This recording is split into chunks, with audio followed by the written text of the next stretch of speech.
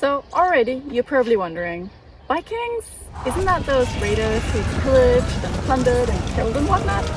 They had a legal system? Well, yeah, they did. They used to have assemblies that they called tings, and they would gather at the ting to resolve their issues through legal means. Well, through legal and violent means. The word ting always struck me as being really funny as a Dane, because in Danish the word ting also means thing. So basically the Vikings gathered at the thing to talk about their issues, and sometimes they had really big assemblies that they called the Alting.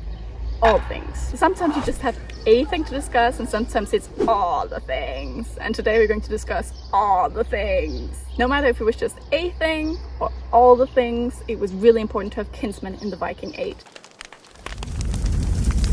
If one person committed murder, then all of their close kinsmen had to pay a reimbursement to the family of the deceased. And this could be a really expensive matter, as we're about to see. I brought receipts. The freedman, if accused of a crime, could clear their name by the oath and testimony of 3 or 6, or in cases of really severe crimes, 12 friends or kinsmen. And these weren't necessarily witnesses of the crime, rather they were there to give the people at the ting an idea of who this person was and what their reputation was. Because the Vikings lived in these really strong communities. They lived many people in the same long house when they were away on the ships. They were all bundled up together with no privacy whatsoever. I can attest to this. And when you live like that, constantly bundled up all together, and it's really suspicious if you have no friends at all. It kind of makes everyone else go, what? Not even one person will stand up for you? I smell guilt. So if you happen to travel back in time and end up in the Viking age, the first thing you ought to do is make some friends for when you inevitably step on a butterfly. Okay, so that's the thing. Popular kids get away with things, even in the Viking age. But, okay, you're a Viking, you have no friends. So what? I mean, how bad could it possibly get? Oh, we're about to find out. Let's start with something really simple. Insults. So, picture this. You're walking along a busy road when someone comes riding really fast past you. You fall to the side, into the mud. You have mud everywhere. Enraged, you get up and you yell after the rider, "Hey, watch where you're riding! You stupid coward!" You've done it now. The rider turns his horse around and says that he will see you at the ting, and he summons everyone on the road to be his witnesses. This is bad. Because in the Viking age, if you insulted someone, they were entitled to compensation, even if the person wasn't even there. And the truth doesn't protect you either. Even if the man is a coward, it doesn't matter. You've harmed his reputation. And in the Viking age, your reputation was everything. Your reputation didn't just reflect on you. It reflected on everyone in your family. And by family, I don't just mean your kids and your parents. I mean your grandparents, I mean your uncle, your cousins, your second cousins, your third cousins, everyone. So if you insult one person in the Viking age, you've basically insulted 20 people. That's why if you taunted a man in the Viking age or called him names or otherwise disfigured his reputation, you would have to pay a pretty hefty price. If found guilty of this crime of insulting someone else, all of your property would be confiscated and you would be evicted from the entire country.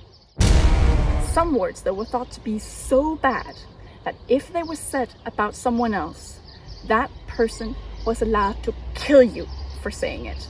Legally allowed to kill you.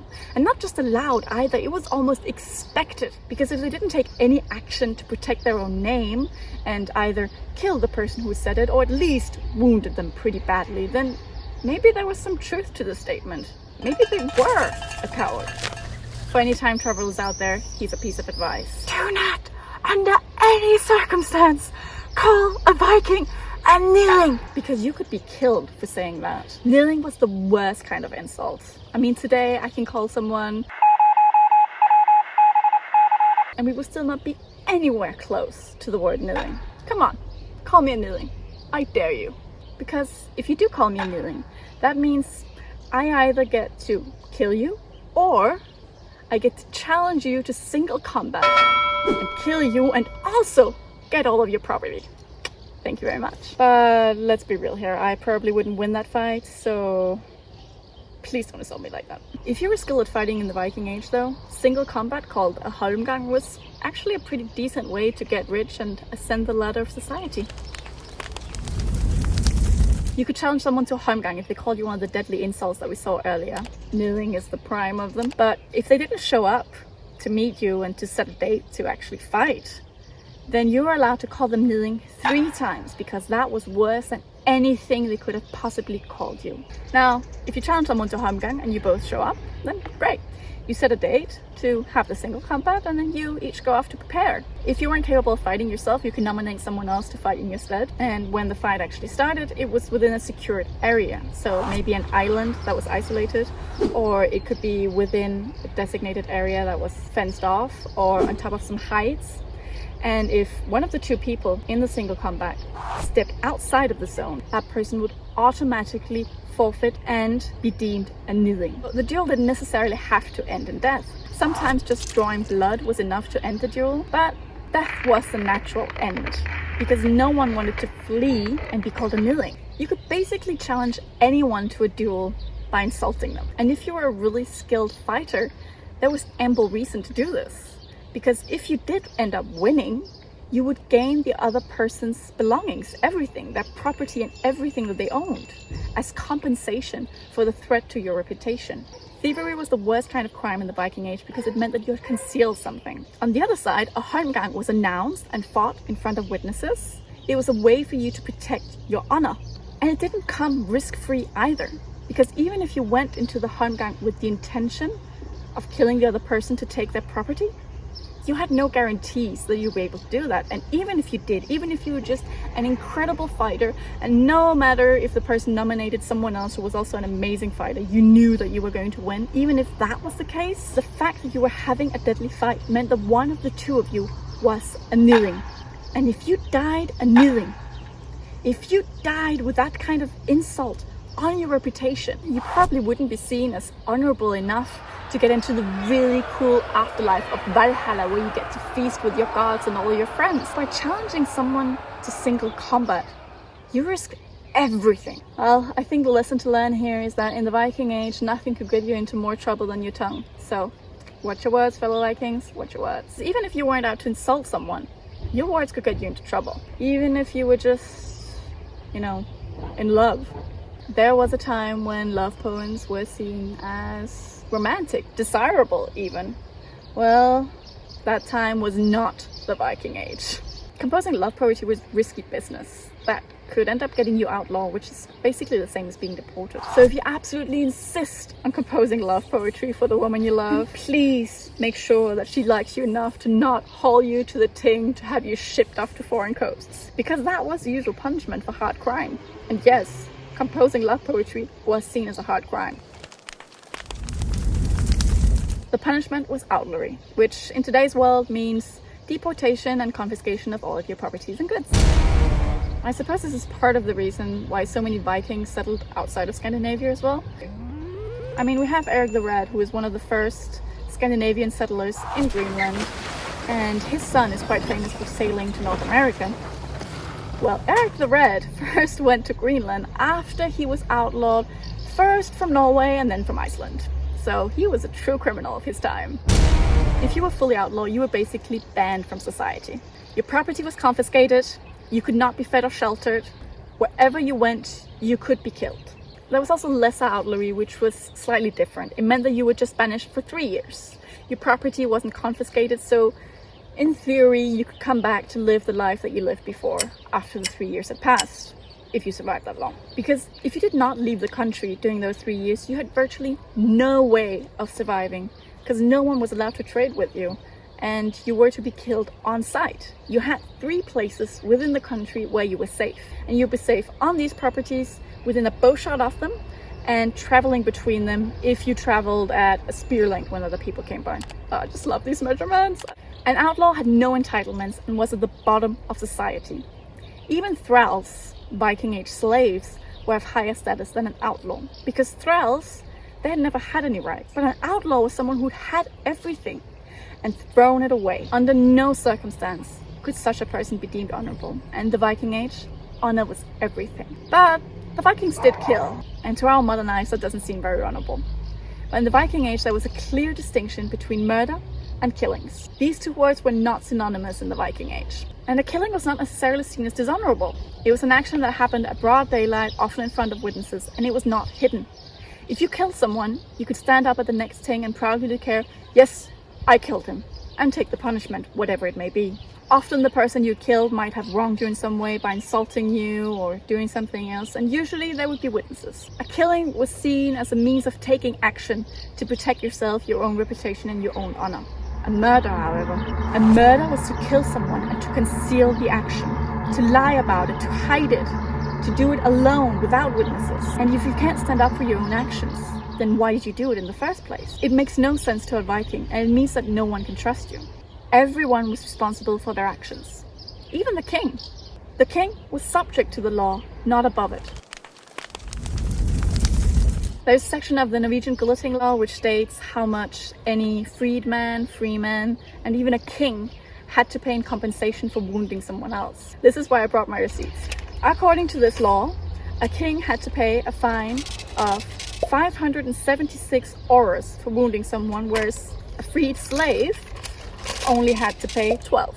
Which today, according to my calculations, would be somewhere around 2,400 euros for a freed slave, and for a king would amount to 115,200 euros, roughly.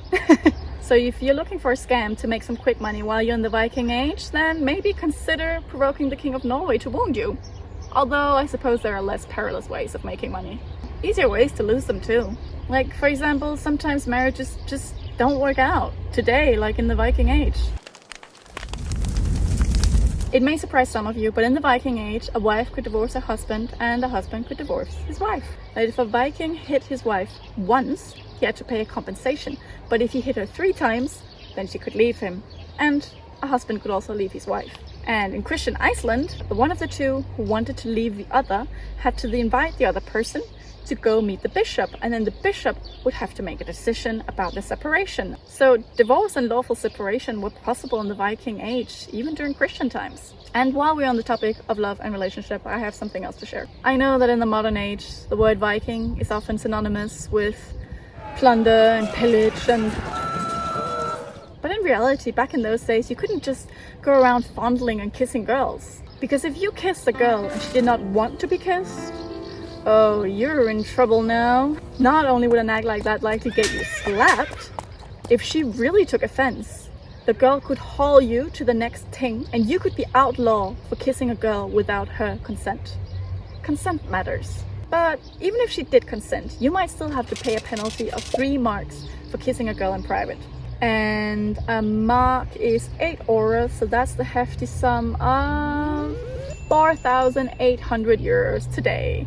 No need to get the king to attack you after all. Now, if a man tried to go further than kissing, if he suggested intercourse, tried to trick a woman into bed, or force himself on her, that would occur a penalty of outlawry. There was no tolerance for that kind of beastly behavior in the Viking age. And speaking of beasts, here's one last legal conundrum for you. If you own a tame bear, and your bear goes out to attack another man's beehive looking for honey, then who has to pay for the damages? Yes, you heard that correctly. A tame bear. Some Vikings took in wolf cubs or bear cubs or polar bear cubs and raised them as pets.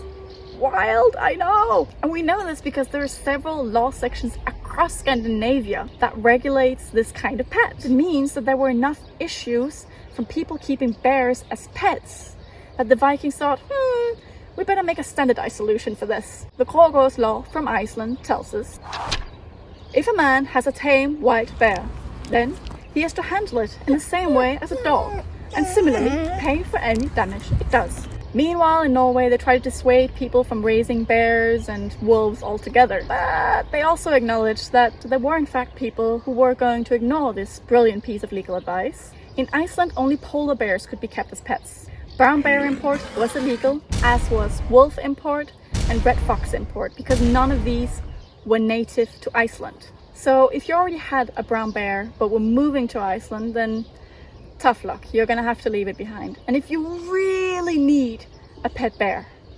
then you're just gonna have to tame a polar bear. Good luck to you with that one. If you want to learn more about Vikings, it's up here, and writing down here.